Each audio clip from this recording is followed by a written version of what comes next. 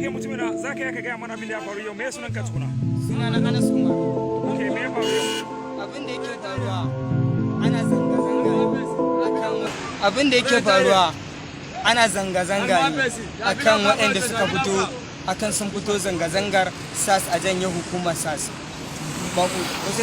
Wasu sun fito sun tara titi ana zanga-zangai sai aka kira 'yan uwanmu su zo su wai su koro nan masu zanga-zangai kowa ya rika wucewa kan titi to sai aka samu matsala tsakaninsu da gwamnatin sai suka kama hayaniya har ma aka rasa rayuka guda 4 a guran.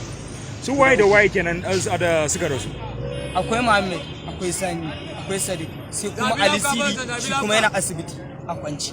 To waye dan wanka a cikin su? Dan uwansu shi Sadiq. Wanne ne dan wanka a cikin su? Sadiq wanda ya rasu. Wanda ya rasu? Eh. An ya rasu?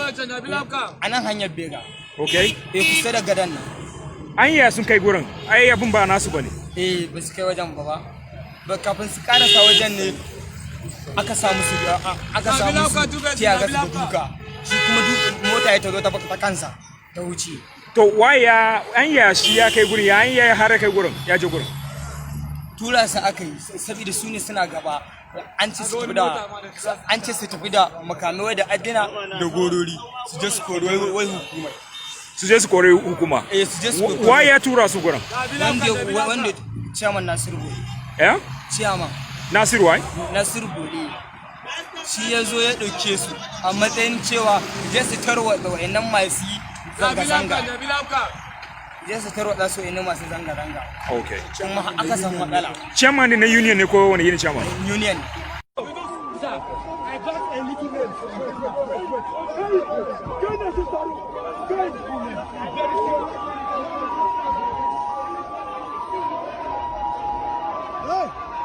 Wait! Where's the guy? Where's the guy? Bring it up! Please calm down. No, I don't like this hospital where they go. This one is okay, it's okay. Calm down. Calm down.